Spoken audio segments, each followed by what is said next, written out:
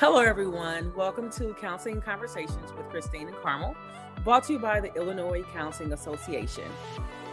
And we are your co-hosts, Christine Barker, LCPC, and Carmel Brown, LCPC. And thank you for joining our conversation about all things counseling, where we aim to encourage, enlighten, and empower mental health professionals. Our mission is to connect, inform, support, and direct mental health professionals in the state of Illinois to improve the quality and value of the mental health field. Thanks for listening.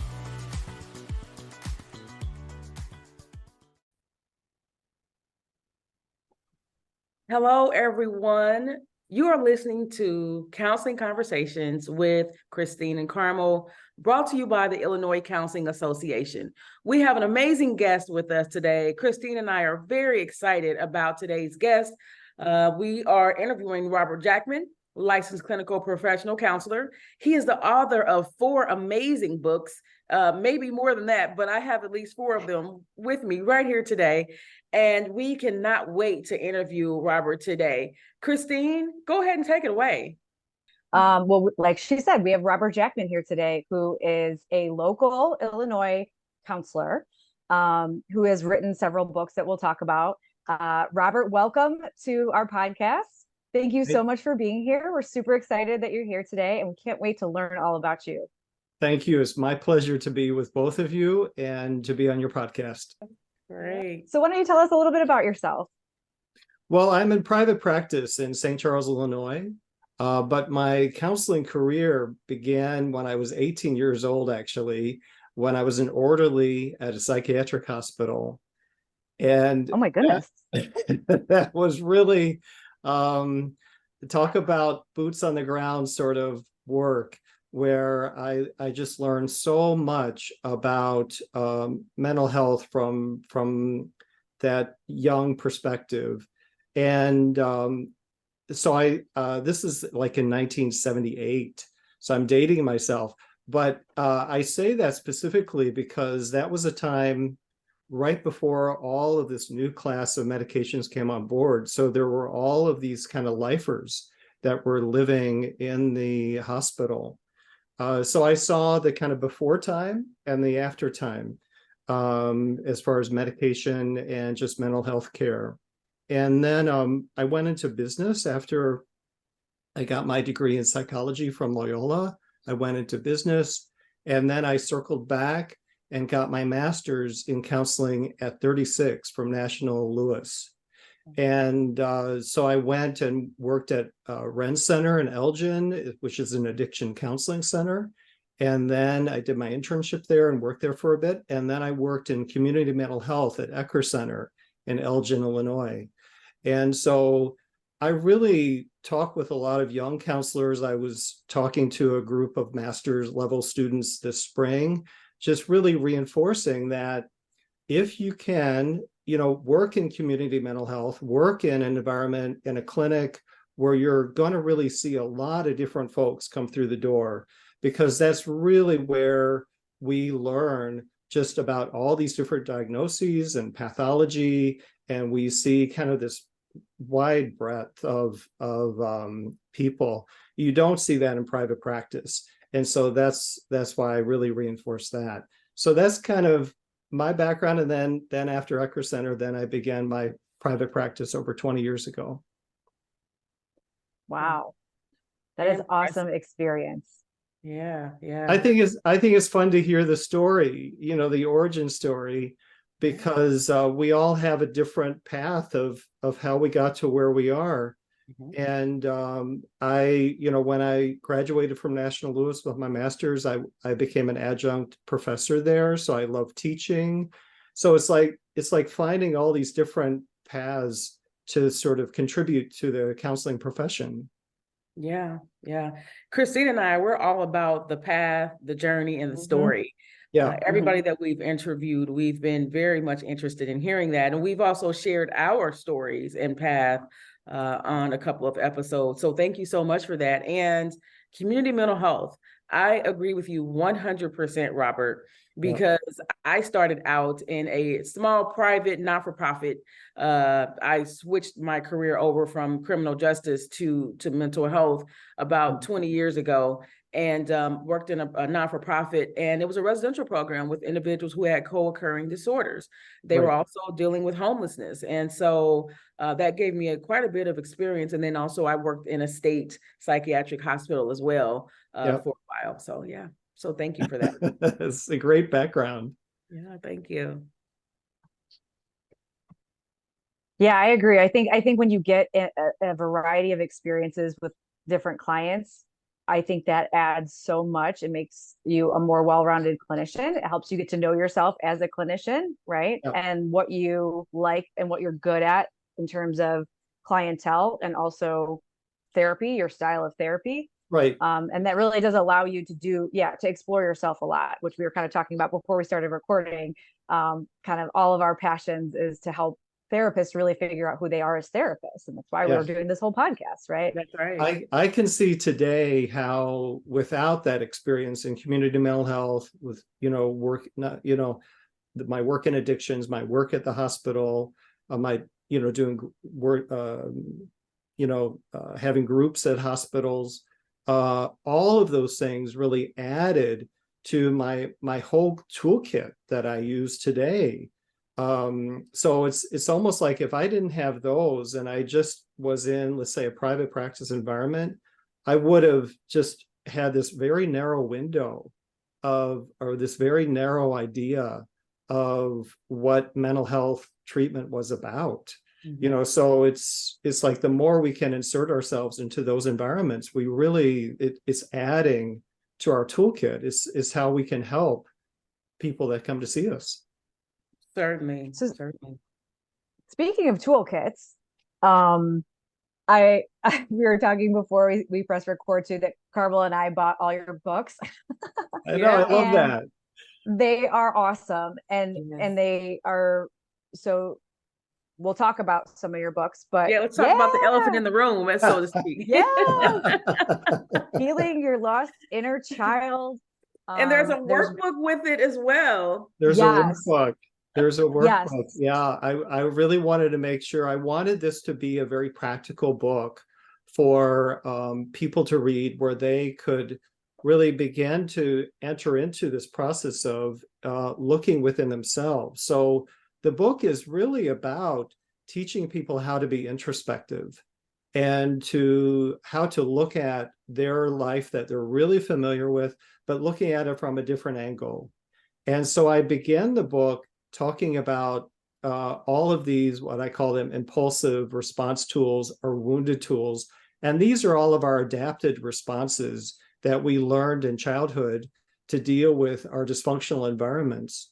And so that's really how in chapter 1, that I have 89 different ones listed out as far as, let's say, shutting down or isolating or acting out, throwing tantrums, wanting to be invisible, all of these adapted responses.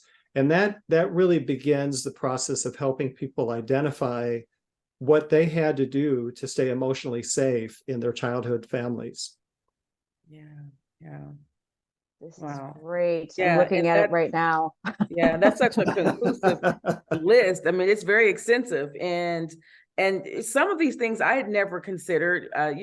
Even as a clinician for 2 decades, just looking at some of those things, and some of them maybe have considered, but kind of forgotten about them. So this was really enlightening for me. And like you said, this is, as a clinician, these are things we should be looking at and reminding ourselves of, and just growing clinically as professionals. So yeah.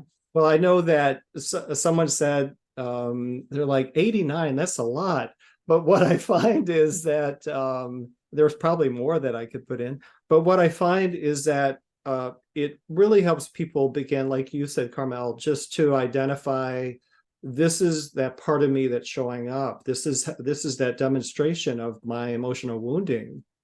Because we learned all of this in childhood. We learned how to, for myself, I learned how to be perfect to kind of fit into my childhood family, because I grew up in an addicted household. So my dad would drink and then rage, and then I would get scared and I would shut down. And I'm like, okay, I need to be perfect here so I don't cause any waves. So I was trying to manage the household through my behaviors. And so I was losing myself in this dysfunction. And so bit by bit, I got, torn away from my authentic self. And I just became this, perfect little codependent in my childhood family, trying to make it all work. But that when we're able to look at it from a, top down viewpoint, we can begin to see how hard each of us worked in our childhood families to stay emotionally safe, to sort of make this as functional as we could. So it's a unique toolkit that we develop in childhood. I call it the Wounded Tools.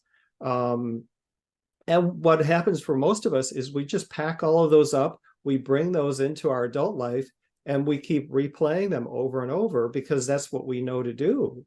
So it's like, that's our Wounded Toolkit. And it's like, okay, well, when this happens, this is what I do. So whenever we're triggered, then we're responding in that way. So that's really helps a lot of people to recognize how they're showing up in their adult relationships and the why they're showing up in that way. So that's why I wanted to begin the book in that way, to sort of set the stage, if you will. Yeah, well, boy, did you set the stage. Oh, there's a part, and I don't remember what chapter it was, but you talked about emotionally frozen wounds. And that was a term that I hadn't really heard before. Can you just briefly speak to that a little bit? Well, I say that our wounding, let's say, I identify what I came up with this term called the age of wounding. And what that means is a conceptualized idea of helping people identify when they had a significant event in their childhood where it's almost like it changed, it shifted from before and then after. Let's say some people will say like a divorce, my parents divorced at 9 years old, or I got into an accident when I was 15, or they'll say something that was really kind of traumatic, and it's like they still are sort of spinning in that time. So what I reference it as is like they're frozen in a snow globe in that time. So emotionally, they didn't move on from that time. Chronologically, they did, but there's an emotional slice of them that is still stuck there. And taking people through the process, I have them go through a process of a timeline where they're just writing out different events that happened throughout their childhood and then rating an intensity level next to each of those. And so that's what helps us get to kind of that age of wounding. And again, it's not a hard and fast rule, but I know that my age of wounding is 10 years old, when there were things that happened before 10, but at 10 years old, there was a big event that happened that was really this like shift in me of where I just really shut down even more, and I became resentful and all this sort of stuff. So that's what we're looking for, is because that's age of wounding. That's who's showing up in our adult life. And so, it's the expression, oh, well, he or she's acting just like a child. Well, they're acting like a child because it's all of that wounding that's getting triggered.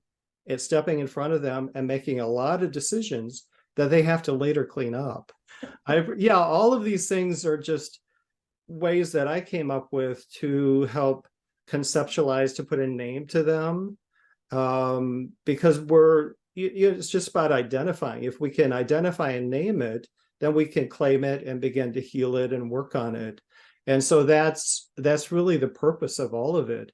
So when I work with folks, men and women, will identify that age of wounding, and I'll ask them. They'll say, "Oh, well, I did this. I got really upset." I'm like, "Well, how did you feel when you did that?" And they're like, "Oh, like a kid." And I'm like, "Well, under the age of 10 or like a teenager?" And they're like, "Oh, like a teenager.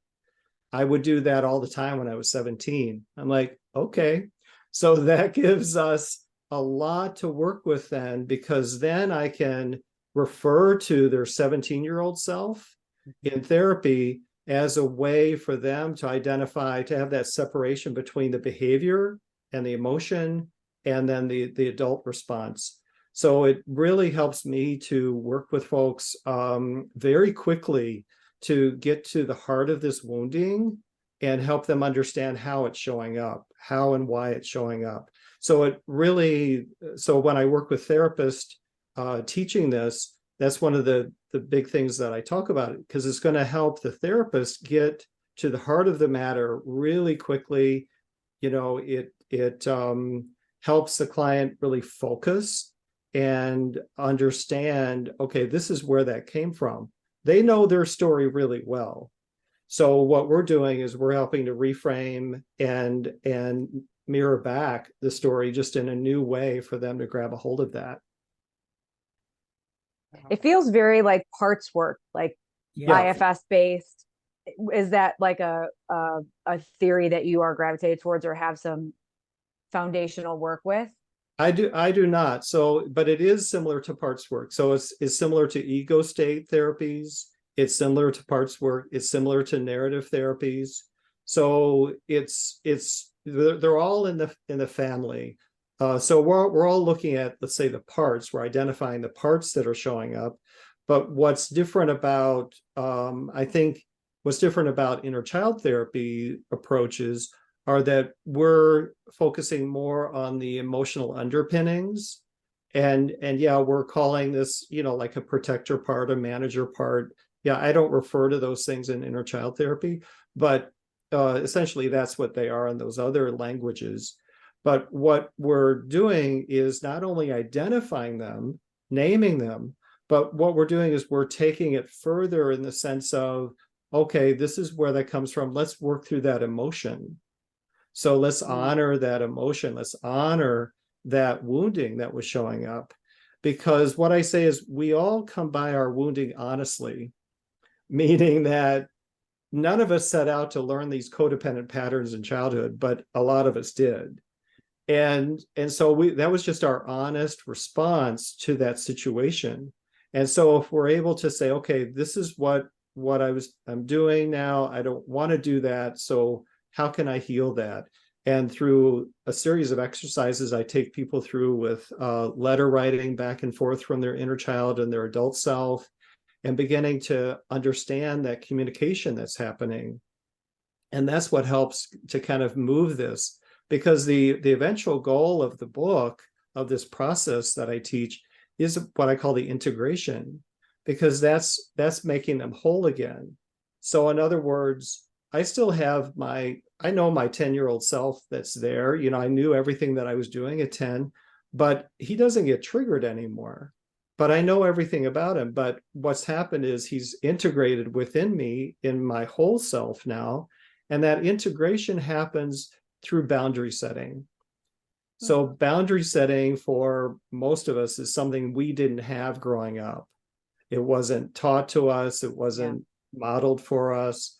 And the boundary setting as an adult is where we're saying, no, this is what I need to do, because that wounded inner child, that lost inner child, is watching us vigilantly. So in other words, that part is sort of frozen in a snow globe inside of us and hasn't moved on, but is hyper vigilant and looking for triggers that are happening in the outside world of someone being a bully or someone attacking or someone being passive aggressive or whatever. And that's when that part steps in front of us. That's when the lost inner child steps in front to protect us again with those same tools from childhood. And what if we can set strong boundaries, then that wounded part of us doesn't need to come forward, because we're like, no, as an adult, I'm setting functional boundaries. No, you can't bully me. No, you can't say this to me. And that's a big part of the healing of that wounded inner child. Yeah. I love this. This I is do right up too. my alley. Yeah. And you, I was just thinking this is like such a great guide too for therapy. So it sounds like Right. this could be for therapists and for clients. Totally. And what I find is that a lot of clients bring my books into therapy and are Yeah. showing the therapist, hey, I'm reading this book, I'm learning a lot. And then the therapist learn that, and then the therapist start using it. So yeah, you're right. Therapists are using the workbook as kind of the guide for this. I mean, that's certainly how I use it. And so they're like, well, okay, read chapter 1, go through identify the wounded impulsive tools. Or let's go to these exercises on no boundaries. Do I let others walk all over me? Do I play the victim? If so, why? Do I run away because I'm exhausted from trying to do everything for everyone? So these are all question prompts, but they're great because if you had a client do some of these, and then let's say, okay, let's talk about this, your boundaries next time, and start to work on it. So it really is helping to focus the therapy session. Yeah. And I like how thorough you are with boundaries, because very often you hear people talk about boundaries, even on the internet and social media and such, Yeah. coaches, therapists and such. And they don't really mention the fact that some people actually had boundaries or were taught boundaries, but they weren't necessarily healthy. They were maybe rigid boundaries, or they were porous boundaries. Right. And so you talk about that. And then a lot of the times we don't talk to our clients about broken boundaries. And you mentioned that in your book. So I think that's great. Is there anything you want to add about the broken boundaries component? Well, I want to add one phrase that I coined. I call them bubble boundaries. And so bubble boundaries is where we're in our, metaphorical bubble. We're protected from the outside world. We're safe. We're keeping everyone else at arm's length. So we're not really connected, but we're connected. We're not really in a relationship. We're sort of visiting a relationship. And that's sort of this safe place, but it's really not a functional boundary. It's just this, you're creating these barriers where you're keeping yourself emotionally unavailable for someone else because you don't want to get hurt, that sort of thing. So that's the idea of the bubble boundary that I came up with. So yeah, chapters 4 and 6 are all about boundaries. And in each of my books, I talk about boundaries because it's such a, boundaries help us to stay emotionally safe in our personal relationships. So it's a language that we all need to become comfortable with using, because every time we state a boundary, we're doing it first for ourselves and secondly for the other person. So we're really saying, this is how I'm loving, trusting, and respecting myself today by setting this boundary, by speaking my truth with this other person. And that is then training the other person how to interact with us. And so it's so fundamental. And I know I'm speaking to counselors and everybody's like, yes, I know all of this, but our clients don't. And that's why we really have to do so much education on boundary setting. And I tell folks that I say, well, I'm a codependent in recovery. And what I mean by that is that every day I'm working on my boundaries. So every day I'm reinforcing in some way my boundary system is up and working, and that's how I'm reinforcing, and that's how I'm keeping myself emotionally healthy. So I love this concept of the inner child work. I feel like I did this also in my own therapy. So much of what you're saying is hitting on a personal note as well as like a professional note, because I know how helpful some of that work was for me. I did a lot of like parts work and writing to my inner child and those sorts of things. Are there specific clients that you find this is best and most useful for? Well, that's a great question. And what I find is that it's great for people who have been in therapy for a long time but still feel dissatisfied. And so they will come in and they'll say, yeah, I've seen all these different people. I mean, years ago, maybe 20 years ago, this gal, I was working with her, and she's like, yeah, I've seen all these different therapists. And so I started doing this inner child therapy with her. And about halfway through, she's like, all right, I've seen 5 different therapists and none of them talked about any of this. And she's like, I'm understanding myself so much better, like in 20 minutes than I ever have. And so what I find is that it really helps folks to name everything that how hard they've been working all these years to try to make their life better. But it's a very practical way to do it. It really goes a lot deeper than all of the stuff that we've been taught with, let's say, CBT therapy and stuff. So it really gets to that core wounding. It's not just this Band-Aid. It's getting to that core wounding where they can feel a change. I don't think that it's well suited for someone who's in the middle of a crisis or a traumatic experience, because they're just way too activated to be able to do this sort of work. But I find that even some people come to me specifically for the inner child therapies because they've read my books or they've watched my YouTube channel, so they want me to work with them on that specifically. But then I have others who come who don't know anything about my work, and I begin to take them through the process without doing a lot of like, oh, so now we're going to do inner child therapy. No, I just start asking them their history like we all do. And then I'll start saying, so you talk about how today you get really upset. Like this gentleman, he told me he was driving down the road and he was having road rage. And there was another car and he and this other car were going back and forth, and he was just getting really pissed off, and he would try to cut the other guy off and all of that. And he even reached for his gun. And so at that point, I'm like, okay, this is like when he was driving, and I'm like, okay, this is like serious here. And so he said eventually he just pulled over or whatever and stopped. And I said, well, what was going on at that moment when you were driving and having that road rage? I'm like, how old did you feel? And he's like, what do you mean? I'm like, well, this doesn't sound very adult. This sounds like something that a kid would do. And he's like, oh, well, this is me at 8 years old throwing a tantrum. And I'm like, bam, there it right? is. There it is. Yep. So it's like very, in the scope of 5 minutes, we went from a story that we've all heard, but just then giving that different perspective to it. And then all of a sudden, now I have so much more to work with in session with him, because now I know this 8-year-old is showing up in road rage and probably his relationships and all these other aspects of his life. So it just really helps me as a therapist to get to the heart of the matter really quickly. This is such a wonderful framework, I think, for therapists.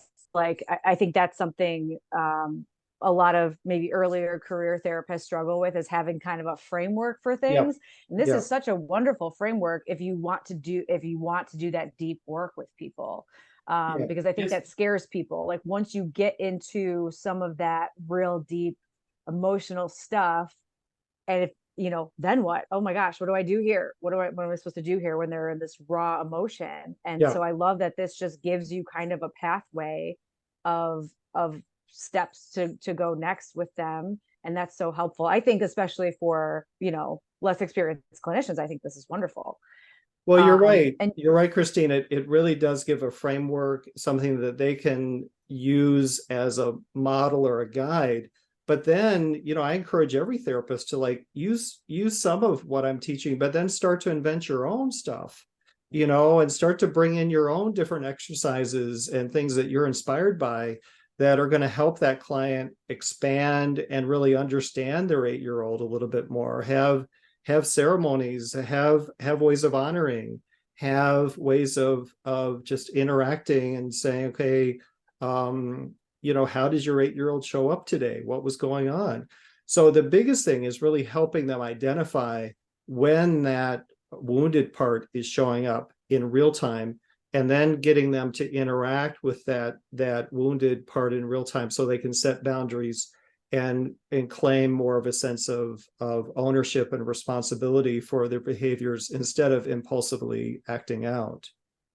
So there's really some room for creativity too as a therapist. Like I could see, I'm kind Yeah, of picturing myself in therapy doing this and going, oh, I would absolutely take a left-hand turn here and say, we're going to do some drawing, or we're going to do, yeah, doing some other things that help, kind of those other inner child yeah. express So those things. I'll even, like, to your point, I think this work, it's a psychodynamic approach, right? So Mhm. it's bringing in everything that we've learned or we've seen, but sometimes I have a like tub of rocks in my office, so I'll just start pulling out the rocks, and then I'll be using the rocks as the family, and then we'll just Mm. start identifying, okay, this is mom, dad, sister, grandma, and then work with that. So it's what I believe is that the subconscious speaks in symbols and images, and the more the different types of interventions we can bring in for a client, it's helping them understand themselves more in a 360, not just in this linear path. So I love that. it's about being creative and having fun with it, and not getting stuck, because the clients are really going to tell you um, how they're doing, where they're having troubles. Like, people will tell me sometimes, okay, well, I wrote a letter from my inner child to my adult self, but I was having trouble writing back to her. Mm. And so they get sort of hung up on, they don't know how to demonstrate love, kindness, and compassion for themselves. Mhm. And so then you spend some time, well, let's work on that. So then you're helping them. Why is it hard for you to show yourself love? So it gives you all these different branches to go off of, but then you can circle back to that inner child process. Yeah. Wow. And is this something you go into as well for in your grief and loss book, and also the healing wounded relationships book? Is this kind of a foundation that you use in those books as well?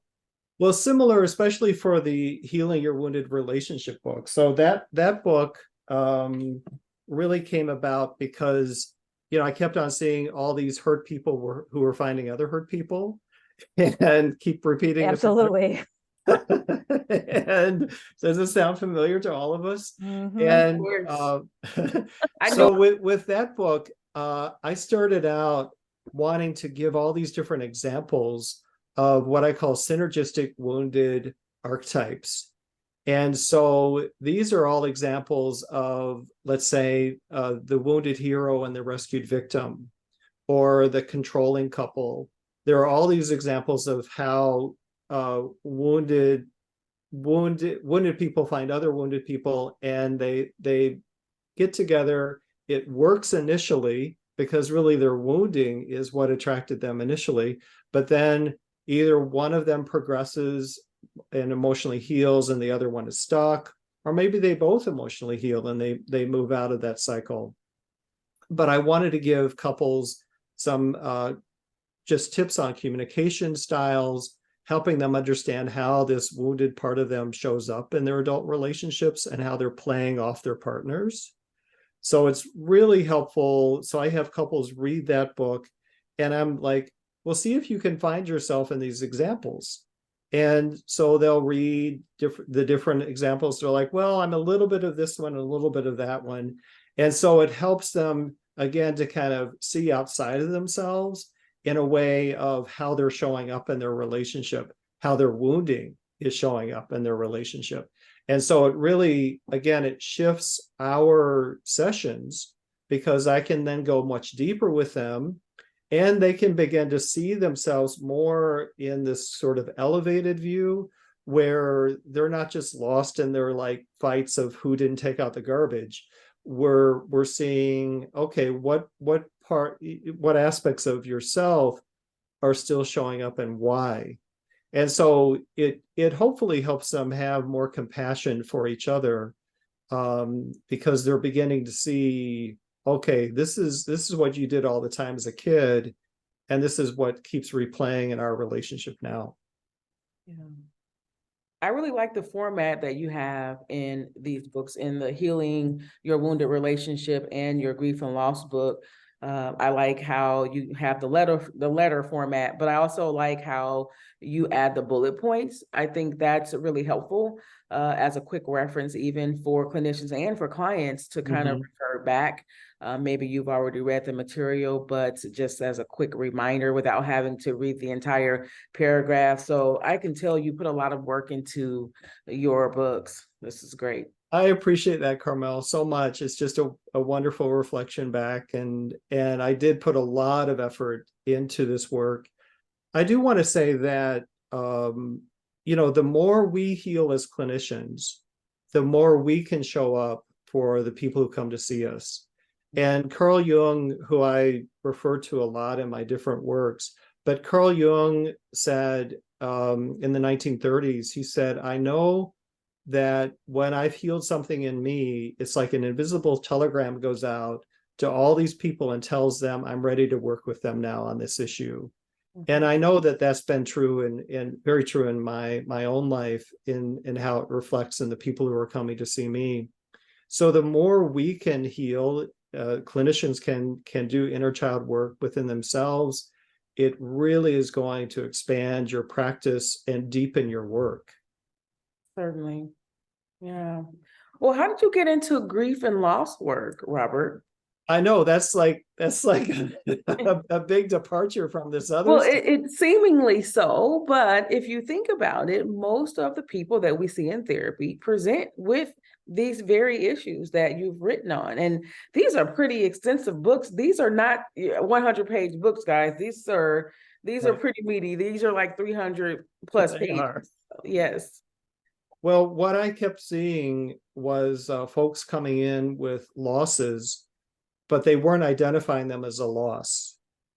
And so they had different life events and they just saw them, let's say, as life events, which they certainly were or are, but they weren't acknowledging the emotional sense of loss that they had from the experience.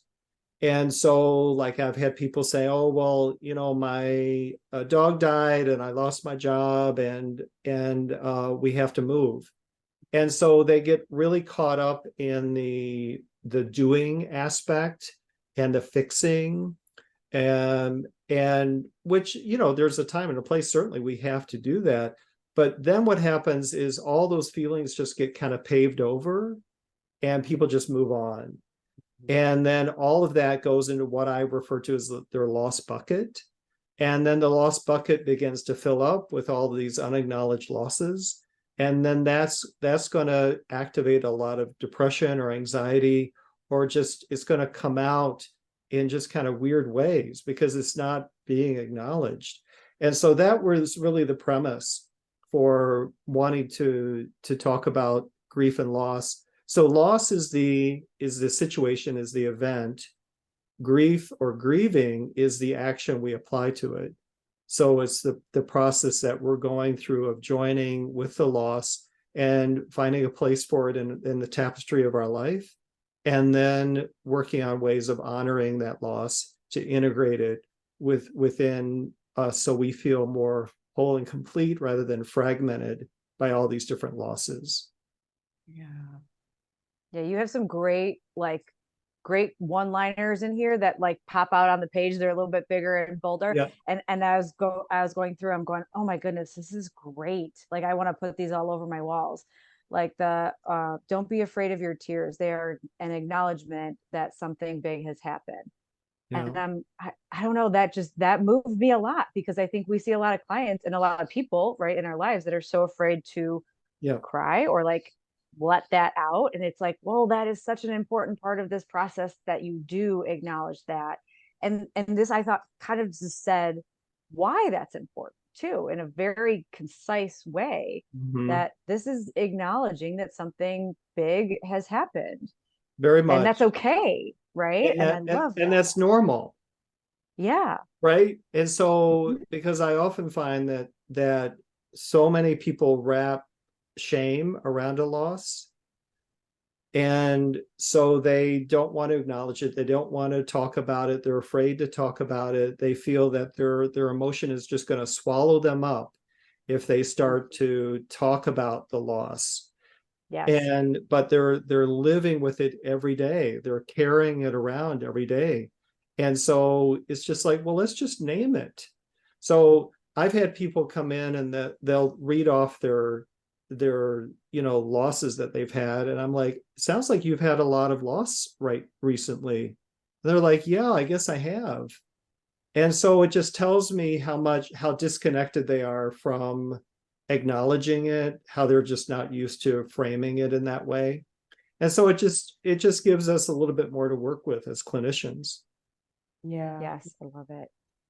Yeah, Christine talked about the one-liners popping out. I like the one that said casseroles and what was it? Casseroles and cars are fine. People really don't know what I need, and I'm afraid to tell them. That was really powerful. That's huge because that occurs so frequently. People aren't getting their needs met, and people that Right. love them are actually giving them and caring for them in a Right. way that they know how to. They know how to. And needs aren't being met because people are afraid or ashamed to verbalize those needs.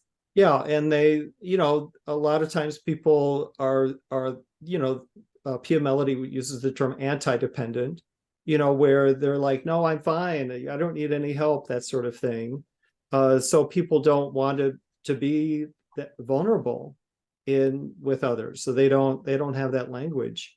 But, in the grief and loss book, I have 8 different story contributors, and each one of those stories is so powerful. It's like a book in itself. And so some of the examples are a mom referencing losing a daughter to suicide, a woman referencing her first husband having terminal illness, dying, and then her second husband, he was diagnosed with MS in his 30s. And then a gentleman who was diagnosed with MS in his 30s. He talks about his story. I have a guy who lost a big corporate job and what that was like for him, going through that in his 50s. Someone who went through a fire, as well as a lot of other traumatic experiences. And then a story about a mom whose son transitioned male to female, and her journey with an adult trans child. And so each one of those are just so inspiring, messages of hope, really helping people, even though you might not connect directly with that story. What I encourage people to do is read those stories, because you're going to find some nuggets in there that you can hold on to. And in fact, I have people that have read those stories and they're like, I keep on referencing back to David's story. If David can do this, I can do this. So it's just, they're messages of hope and inspiration for people who might be lost in their grieving. Yeah. Mm. I love that. We can all use a little hope. Exactly. So you were a self-published author, right? That's right. Right. So yeah. So tell us a little bit about how you do that, how you became so inspired to become an author. That's a great question. I didn't know anything about writing a book, and for years I thought about writing a book, but I had all these self-limiting beliefs. So who am I to write a book? Other people have written about the inner child. Other people smarter than me have written about the inner child. So I had all of these self-limiting beliefs that kept on keeping me stuck. And then in December of 2019, I heard an interior voice that said, you need to write your books. We've given you enough time. Oh my goodness. And that was very, very, very clear. There's the neon sign you needed to say, okay, I need to do something. Okay. And 9 months later, my first book and workbook was up on Amazon, August of 2020. So you jumped right in. Yes, ma'am. And like I said, I didn't know anything about doing it. And I went to a conference in January of 2020. I was still writing, and I met these gals, and I said, oh, I'm writing a book. And she said, oh, my friend just wrote a book. And I said, well, I'm looking for an editor. Oh, my friend loves her editor. And so that kicked off this whole like process of meeting what I call my goddesses. And so they really helped me birth this book. My editor, my book designer, my book marketer. And so what I learned in that process was really an aspect of surrender, as just like, okay, I don't know how to do this. I need help. And that really opened me up to just trusting these women who had been in publishing for over 20 years, and they were really guiding me through everything. And it was the best thing that I did. And it was just I had to learn so much, and I was really getting kind of exhausted. But my sister said that it was the best use of the pandemic. So good time to do that.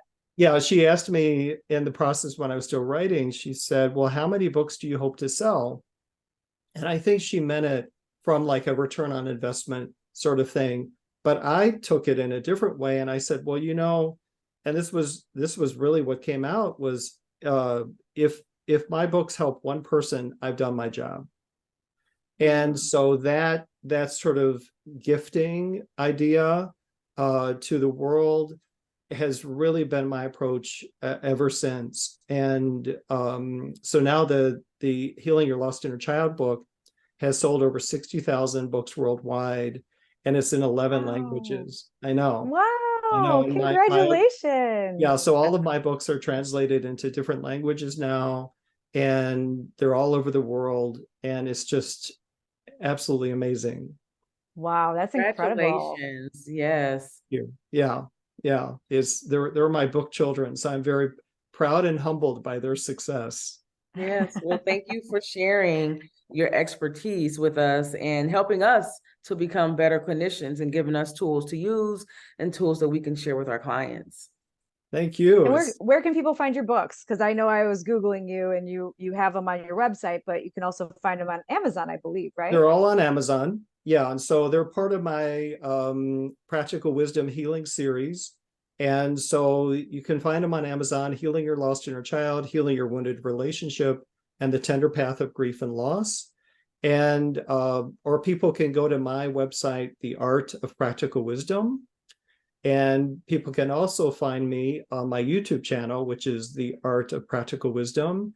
And I have a lot of different videos on there talking about many of the things that we've talked about today and expanding a little bit more on them. And so I really encourage people to go there, like and subscribe, and you'll get updates as I'm posting them.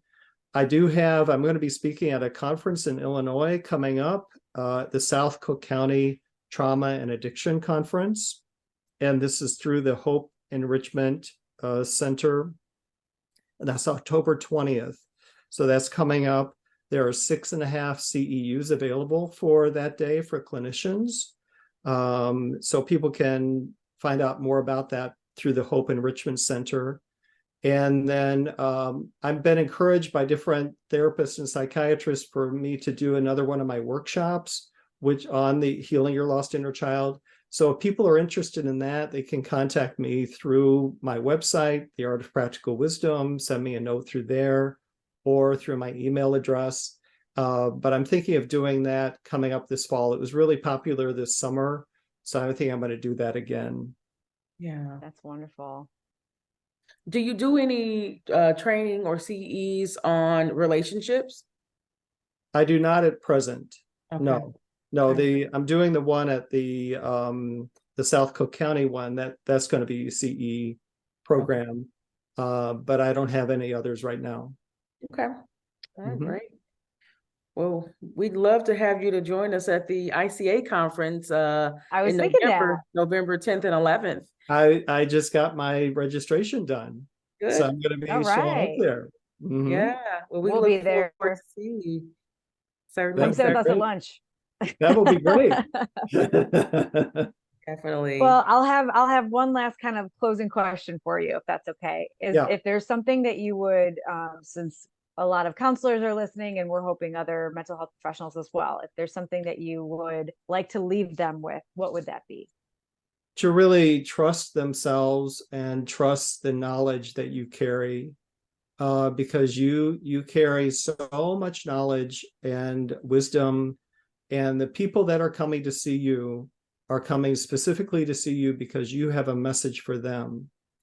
And don't think that you have to have all the answers for everybody, because that's impossible.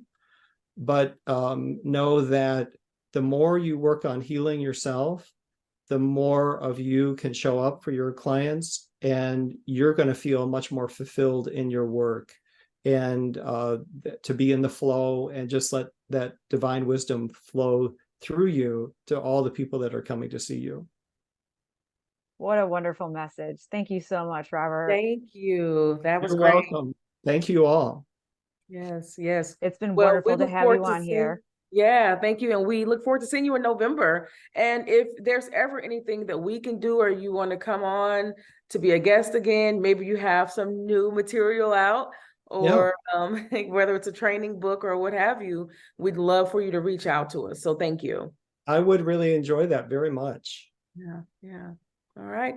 Well, guys, Well, you've thank you heard so it. much. Mr. Robert Jackman here with us today. Christine has mentioned where you can find his books on Amazon. There are 4 of them, and we strongly encourage you to go to his website, The Art of Practical Wisdom, or Amazon to purchase his books. Thank you. You're welcome. All right. And thanks everyone for listening. Have an awesome day. Thanks. Goodbye. Bye.